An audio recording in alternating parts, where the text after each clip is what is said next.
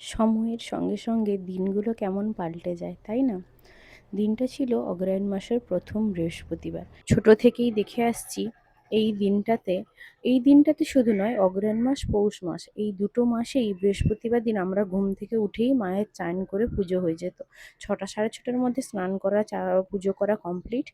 আর তাড়াতাড়িও খাওয়া হতো ওই দিন, ১২টা সাড়ে ১২টার মধ্যেও খাওয়া দাওয়া কমপ্লিট। এমনিতেও আমাদের খেতে খেতে ২টো ৩টে বেজেই যায়। যাই হোক, এখানে তো আর ওই রকম নিয়ম করার মতো সিচুয়েশন নেই, কেননা সকালবেলা উঠলে পুজো পাঠ পরে হবে, আগে বসিয়ে দিতে হয় রান্নাবান্না। ছেলে যাবে স্কুলে, বর যাবে অফিসে, অনেক কিছুর ঝামেলা থাকে। আর মা দেখলাম আমার ওঠার আগে উঠে রান্নাবান্না বসিয়ে দিয়েছে, তাই আমি একটু আমার নিজের কাজ শেষ করে নিয়ে চলে গেছিলাম ছাদে। ছাদে আমাদের গাছগুলোকে, ফুল গাছগুলো আমাদের, আমি জল দিলাম। আর একটু যখন জল বেশি হয়ে গেছিলাম, ভাবলাম বেকার ফেলে দেবো কেন, আর অন্যদেরও অ্যালোভেরা গাছ আরও অন্যান্য গাছ আছে, ওই গাছগুলোতেও একটু জল দিয়ে দিলাম। তারপরে আসার পরে আমি বানিয়ে নিচ্ছিলাম টিফিন, রুটি আর আলুর তরকারি। যেহেতু আজকে নিরামিষ, ওই জন্য রুটি আর আলুর তরকারি বানিয়ে নিচ্ছিলাম। আর মা চলে গেছিলো স্নান করতে। তো আমি টিফিন বানিয়ে ওর টিফিন গুছিয়ে দিতে ও চলে গেল অফিসে।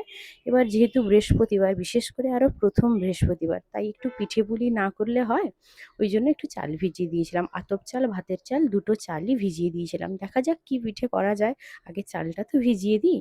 দু রকমের চাল ভিজিয়ে দিয়ে আমিও চলে গেছিলাম স্নান করতে। স্নান করে এসে ভাবলাম শুধু কি পিঠে করব, সঙ্গে একটু পায়েস বানালেও মন্দ হয় না। বাড়িতে ছিল লাউ, সবসময় তো চালের পায়েস খাওয়া হয়, একদম কচি লাউ ছিল। তো ওই লাউর পায়েস ভাবলাম আগে থেকে বানিয়ে রেখে দিলে একটু ঠান্ডা ঠান্ডা হলে পায়েস খেতে ভালো লাগে। তাই আমি বানিয়ে নিচ্ছিলাম পায়েস, আর মা এখানে পুজো করে নিচ্ছিল।